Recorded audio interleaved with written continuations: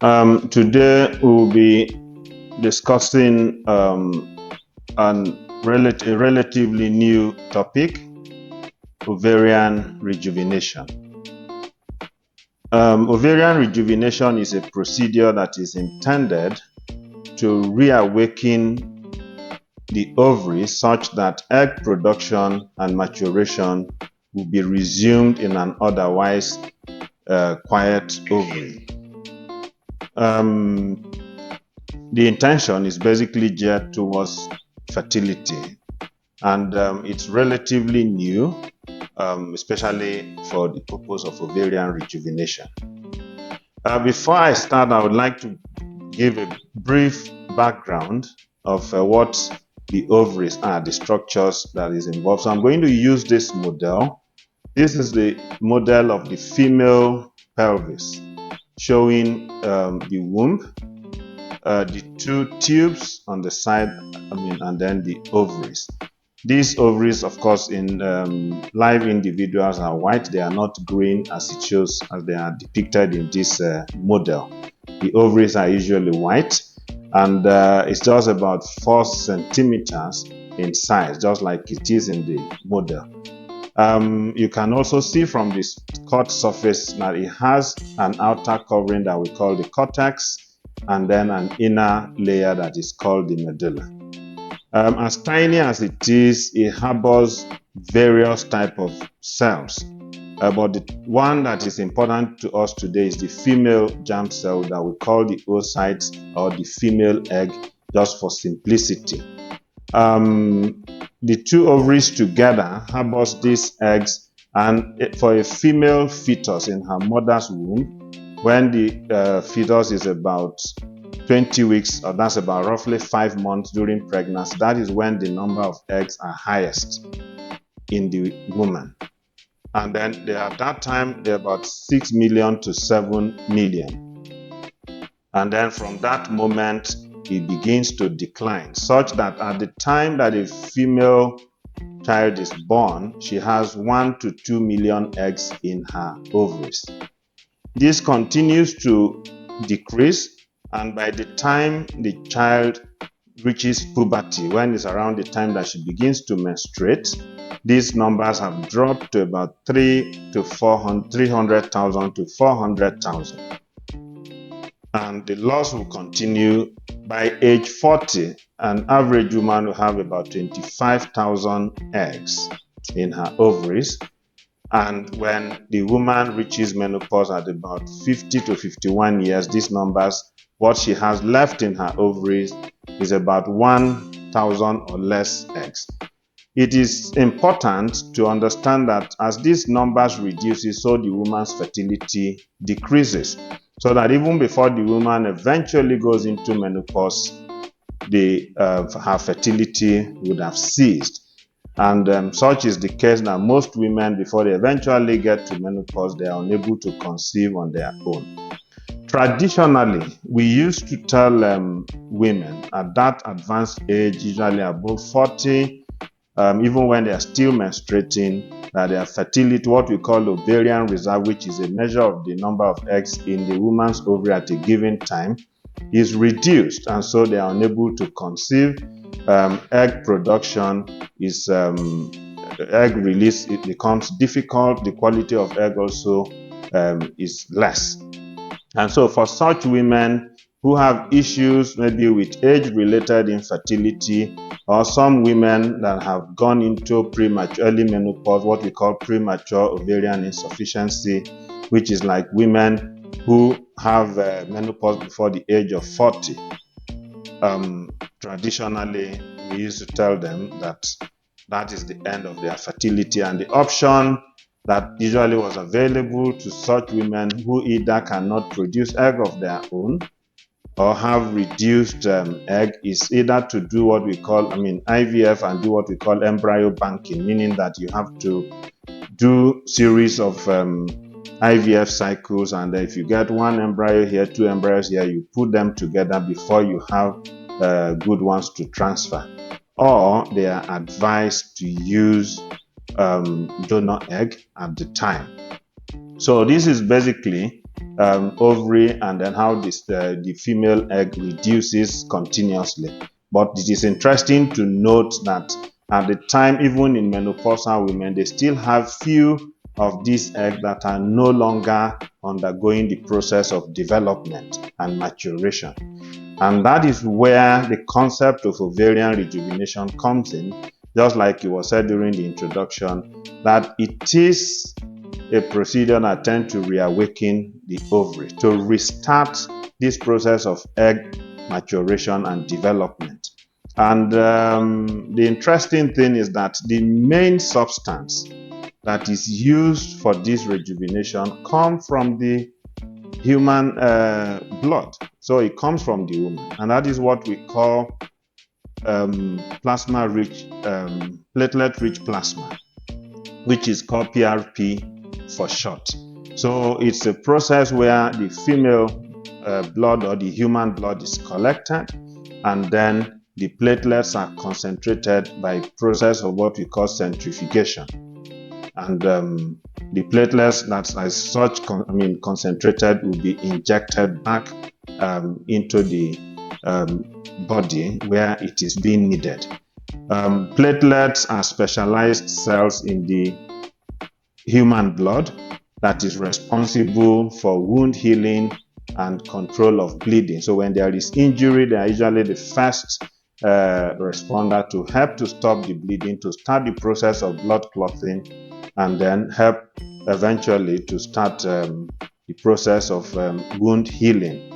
So they are very important. They contain a lot of growth factors, and that is what is used, taking advantage of when you concentrate them, and then these growth factors begin to act. And the first time it was probably used in medicine was in open heart surgery as far back as or as recent as 1987, as it were, when it was first used in open heart surgery. Since then, it has found use in various areas of medicine, especially orthopedics and trauma surgery. Sports medicine is being used in ligament injuries, and eventually found use in cosmetics. It has been used to help people who have baldness to regrow their hair, and different kind of fields of medicine, are putting this PRP into use. Dentists are using it, and eventually found its way into gynecology. We've used it extensively in helping women, especially where there is, for those who have done IVF, you realize that at the time of embryo transfer, we are very concerned about the thickness of the lining of the womb. And so PRP first found its way into fertility for endometrial rejuvenation, where it helps to such uteri to develop the endometrial lining. And in 2016, during the annual conference of the European Society of Human Reproduction and Embryology in Helsinki, that was when it was first presented to a large crowd of fertility specialists. At that time, about 8 women, some of whom have stopped seeing their period, were given this PRP by way of ovarian rejuvenation, and the result was very encouraging. Since then, different people have applied it in their practice, and so it has yielded results. It's difficult to in medicine, when we have randomization, then that's when we can really attest to the effectiveness of a particular treatment modality. But sometimes you cannot deprive people when they need this treatment. So what has been done usually is using people as their own control and subject. So people who probably have stopped menstruating are given this medication, and they have seen improvement. They have resumed their period. People who have had repeated IVF failure because of poor egg yield, poor egg quality, have benefited from this PRP used for ovarian rejuvenation. And so when you read the researches, there is a lot of research reports that have attested to the usefulness of PRP. So that is how PRP for ovarian rejuvenation had come into use in gynecology. So like I said, the process of preparing PRP seems simple as it were, meaning that, okay, just going to take a sample of the female blood in this case, because so it is, we call it autologous PRP, meaning that it's self. So that also reduces the risk of adverse effects because you're taking, we're just concentrating your blood, taking a part of it and putting back. But it is also important to understand that this is like cooking.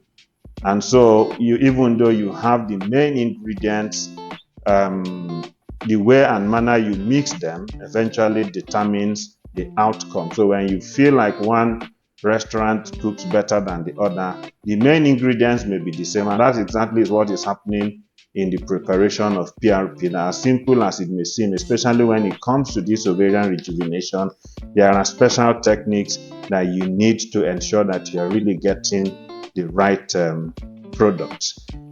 So,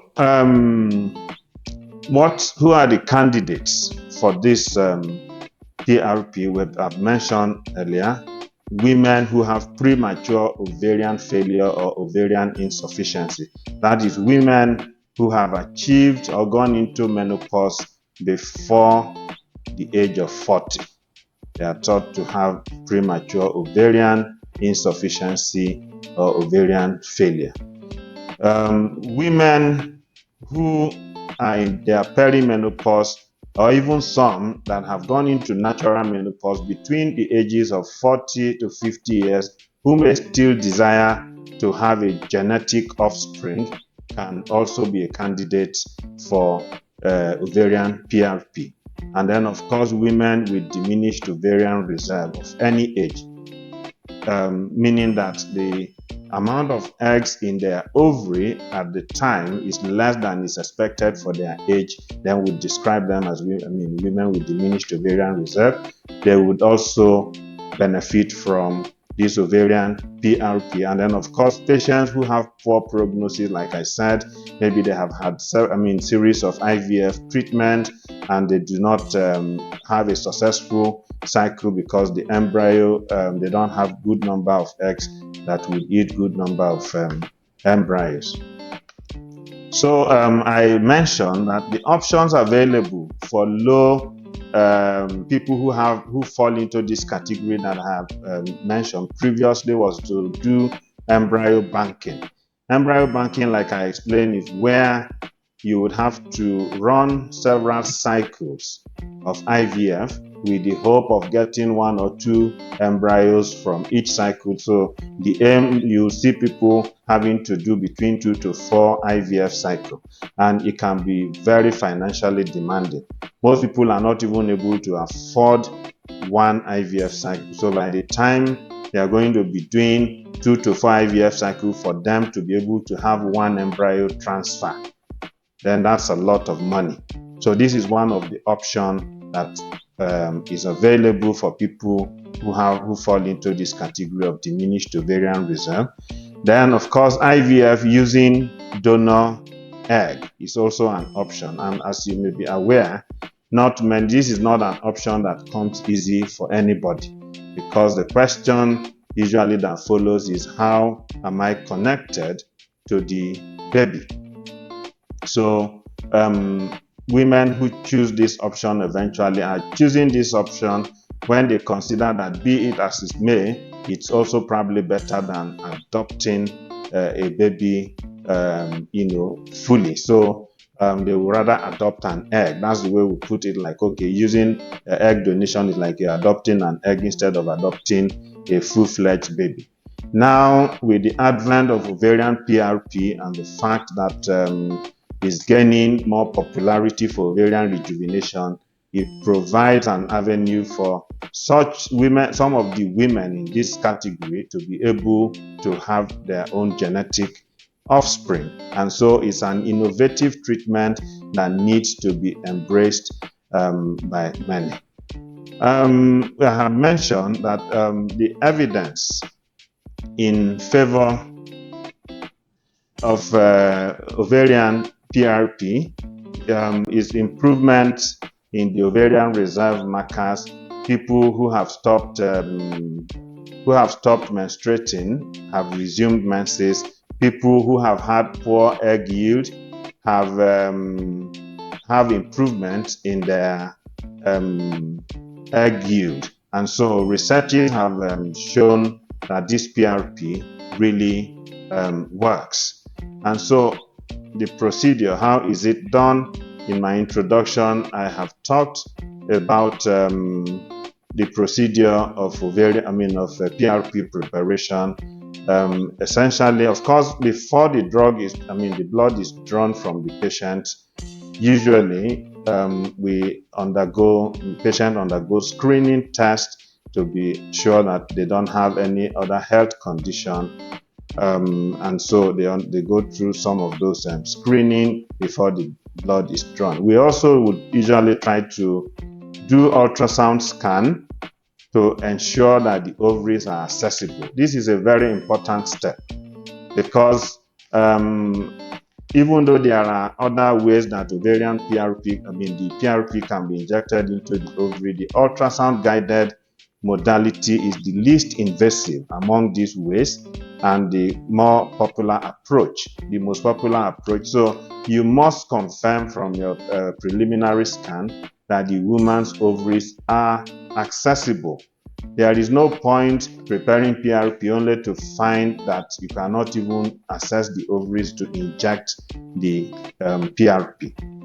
So it is important to establish in the beginning that the ovaries are accessible, and then you're going to be able to inject the PRP. And once that is done, then of course you go on to the blood collection, the processing of the PRP, and then administration usually is done under sedation, just as it is for egg collection procedure during the IVF. It's basically the same procedure, except that during egg collection you have a suction pump that is sucking out the fluid from the follicle, and then it is also, in PRP injection, you're actually injecting, and that is actually one of the best times that we inject this PRP. Stimulating the ovaries makes them usually bigger and more easily accessible.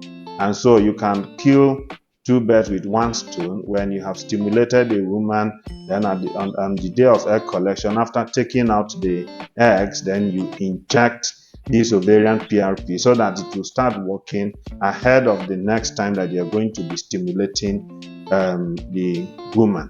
So that is about the administration. And then, of course, for women who are not menstruating at all, maybe because of premature ovarian failure, or they have actually attained menopause, or they are in the climacteric where their periods are not regular, you can inject this PRP outside of egg collection. So basically, that tells us a lot about ovarian PRP. Side effects are minimal, as most of it would, come from maybe pain on injection, discomfort at the site of the injection. But because the product is essentially from the patient, the issue of any form of reaction to the product is almost non-existent. The likelihood of transmission of infection is non-existent. So that is what makes this ovarian PRP in ovarian rejuvenation very unique. Especially when you look at what you can achieve from this PRP. Factors that may affect, what are the factors that may affect outcome? The patient's age is very important. As it is, younger patients are usually more successful than older patients. So if you have a younger patient that have diminished ovarian reserve, for instance, she probably have more dormant follicles in her ovaries that will be reawakened by this injection of PRP. Expertise in PRP preparation also is a factor. Like I said, it's like cooking, and so when you have different cooks, they have the same ingredients, but then the cooking taste differently based on how they have been able to mix the ingredients together, and if they have any other condiments or additive that they are putting, they are adding. Of course, skilled professional. Like I mentioned, PRP may not be essentially new to us, but PRP in ovarian rejuvenation is relatively new. If you go to some of these cosmetic parlors, they talk about things like O-shot, P-shot, using salons use PRP for hair growth. Sometimes they are used for filling some parts of where there are scars, and so it may not be new. But when it comes to ovarian rejuvenation, there are technicalities involved. Not forgetting that even the PRP comes in various forms. You have pure PRP that has the highest level of platelet concentrates, depending on how the process of production. And so skilled professional physician who would also be able to access the ovaries. In most other aspects of medicine where this PRP is used, access to the point of need is usually easily accessible. But when you're going to be injecting PRP into the ovary, is not something you want somebody who is not skilled to do, because there is risk of puncturing vessels, and that is where the side effect now complication might increase. There is risk of puncturing the intestine. The ovary is surrounded by these structures, the bladder, in some cases even the uterus. So you must find a skilled professional to do, and then each woman's response will vary. And is highly individualized, meaning that it may not work for everybody. So first of all, it's important to be able to classify the women, know the cause of their problem, and then be able to guide them on what to expect by way of response. And so it's not something that, everybody expects the same result. And these conversations are very important to have with your provider before you embark on this PRP. Know your realistic expectation before you go into it. And then, of course, lifestyle factors are important. Maintaining good weight or BMI, reducing alcohol or complete cessation, same thing with smoking, and then exercise, modest exercise. Those are all important to improving the outcome of ovarian PRP. Now, what are the advantages? We talked about, advantages that PRP is easy to prepare, like we said, but then it's not that easy when you look at the fact that you're going to be having to inject it in an organ that is like surrounded, by other dangerous organs. So the preparation of the PRP may be easy, but administration is not that easy. It does not present with rejection or adverse reaction. And then, of course, it helps to preserve fertility. Genetics, by helping to avoid the use of gamete donation. So it gives the women an opportunity to have their own genetic offspring. And then, of course, in IVF, it could help increase the success. Where you had patients who have had repeated failures, PRP could increase the success rate. And then sometimes in the course of preparing for this IVF, for instance, some women have gone to conceive naturally because their ovaries have responded to PRP, and they are now producing eggs that were hitherto not there before. What are the challenges? Patient selection is a challenge. Like we said, this is a relatively new modality and is still not fully standardized yet. When you read the literature or you have experience, you see that there are different recommendations of what speed you should spin the blood, how long you should spin the blood, how should you do it once, should you do it twice, should you do what we call open or a closed system. this is these are some of the challenges that is still is not yet standardized. So dosage of administration is also variable. Other things that you want to add, what you probably put that makes your own better than the other is still very individualized. The time and then the protocol of PRP administration and then the technique of injecting. Are you conversant with using ultrasound guided? Are you going to be using laparoscopy, like, okay, you need to take the woman to theater and to do laparoscopy? Or in a very crude form, are you going to be opening up the woman just to access the ovaries to inject PRP? So these are some of the challenges. So as more evidence comes to light, there will be better standardization, and then of course results would also be better appreciated.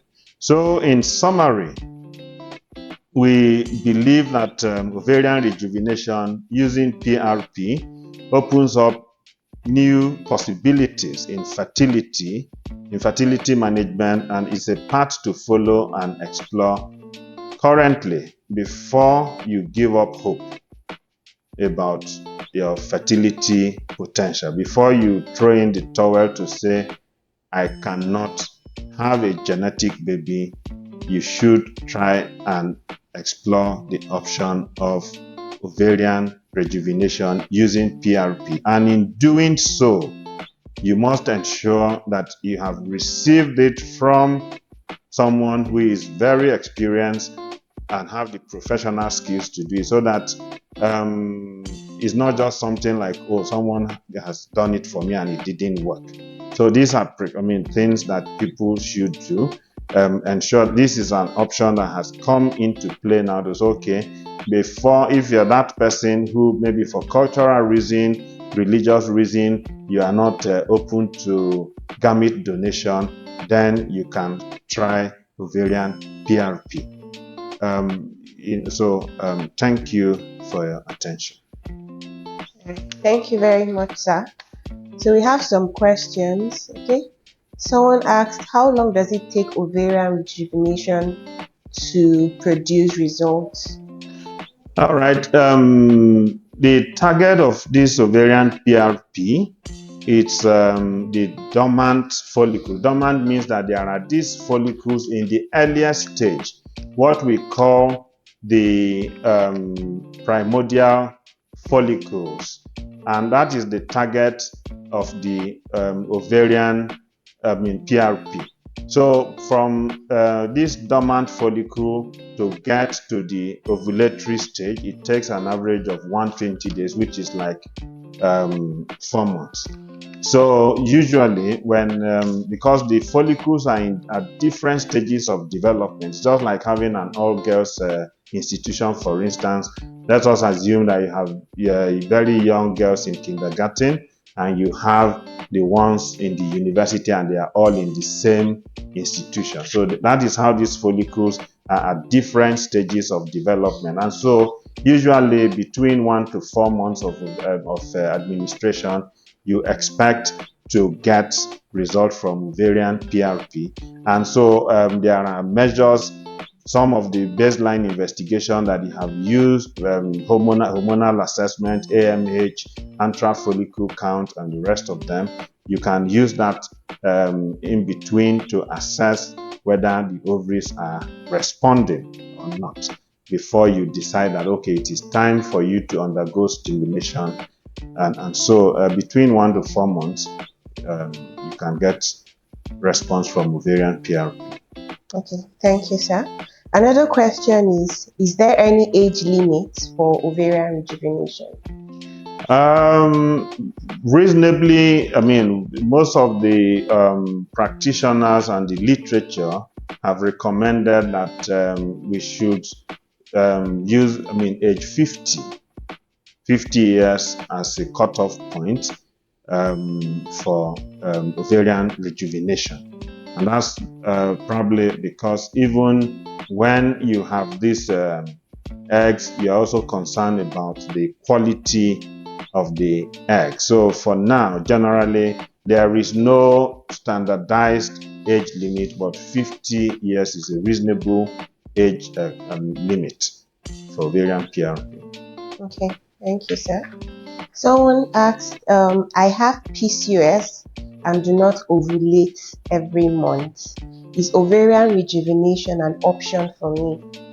Currently, the target is to for women who have I highlighted, diminished ovarian reserve, but because it's new and it's basically a safe and relatively cheap procedure, there is no harm if someone with polycystic ovary syndrome would want to try this ovarian PRP to see if it helps. Literature is sparse at the current moment, but it's an ongoing innovation, and people are beginning to apply it into various aspects of gynecology and reproduction. So there is a likelihood that it may be beneficial, but there is no definite evidence of its usefulness in PCOS at this time. Okay, thank you, sir. Someone just asked, does it have any side effects? Like I said in the course of the presentation, side effects are minimal and is usually limited to pain at the injections and maybe from the point of taking out the injection, and then of course maybe occasionally infection if the strict aseptic technique is not ensured. But there are no serious side effects because it is something that is taken from the person and you're giving it back. You just concentrated the blood, take a part of it, and you're putting it back. So it's from the autologous PRP is from the patient, and so there is no issue of adverse reaction from the injection. That being said, so that the complication sometimes may come as side effect. Like we said, it is technical because in this case you are injecting into the ovaries, which are hidden in the female pelvis. So it has to be done by a skilled professional that is conversant with especially egg retrieval procedures in IVF. So it is not something that you should, because maybe a beauty parlor uses PRP, for instance, then you go to them to inject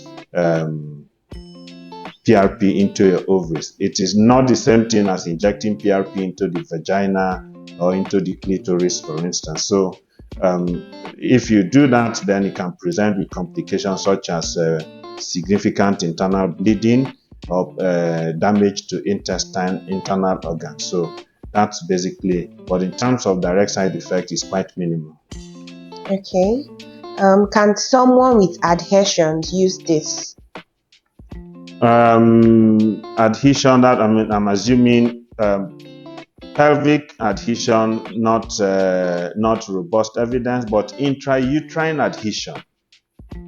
PRP has been used for intrauterine adhesion, where maybe people who have had procedures have scar tissues inside of their womb. PRP has been used extensively, and that is actually for endometrial rejuvenation now.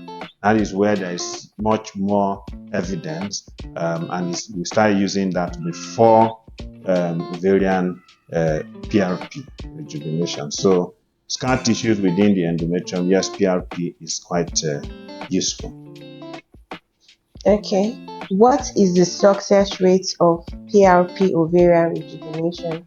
Okay, because it's not a standard procedure, it's rather too early to talk about success rate, because by the time we're talking about success rates, we have been able to pull so much data together, and then the procedure is standardized, and then you can talk about, okay, yes, if you use it in this group of patients, this is a percentage that you expect to get result. But because the preparation, like I've said in my presentation, preparation is not standardized. Everybody seems to have their method, how you administer it is different. What other things you add to it? Are you adding other injection?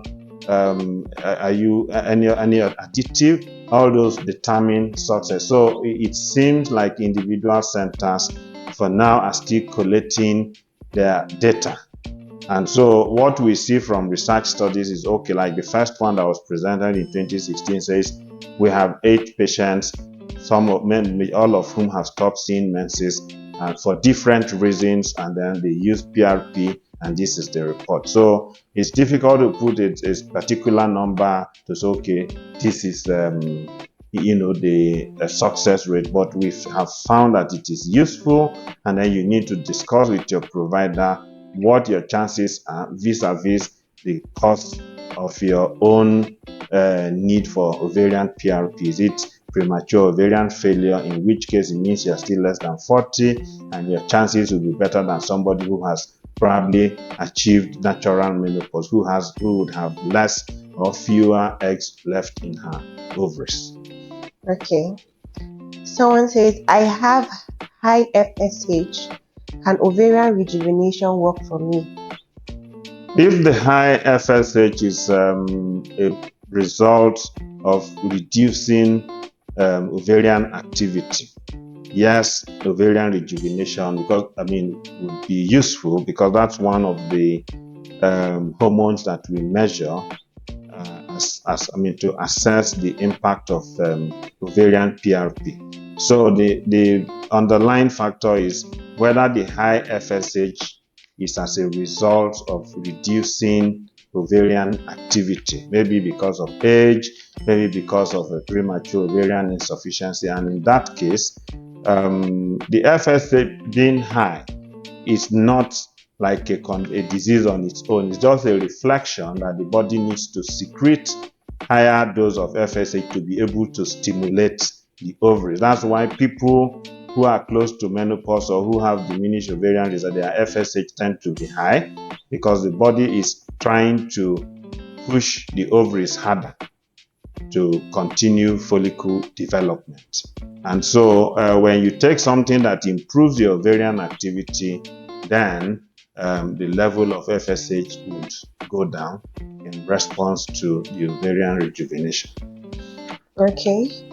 I have low AMH. Can it work for me?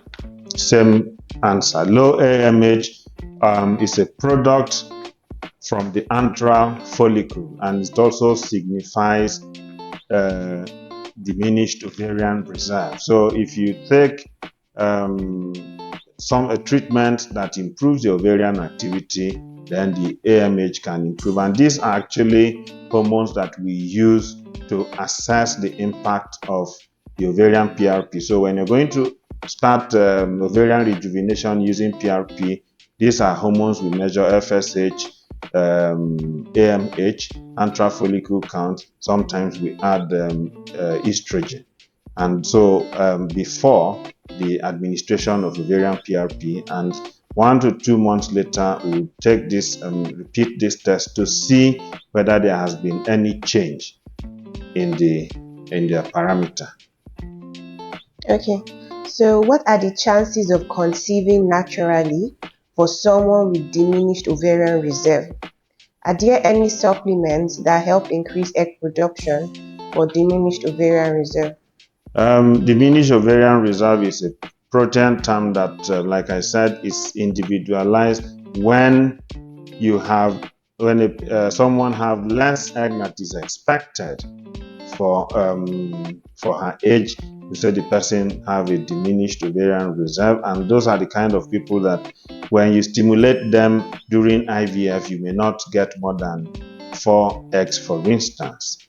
And so before the advent of this ovarian PRP, people have used so many supplements. Majority of these supplements are not subjected to research. They are just supplements that are prepared based on natural thinking. Oh, this one would help your cell to develop well. And because they are supplements, they don't undergo rigorous evaluation like we're doing for PRP, for instance. And so people get deceived buy these supplements when they see that, oh, this is FDA approved or NAFDAC approved. NAFDAC is approving the fact that they are safe for consumption, and they are not approving the fact that they do what they are claimed to do. And some of these supplements coming from standard countries, you would see a disclaimer that says many of these effects have not been clinically tested.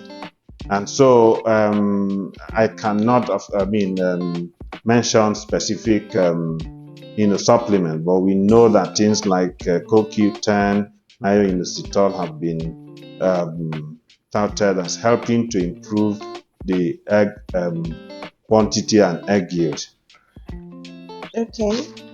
Does fibroids interfere with the treatment? Definitely. That's a very good question.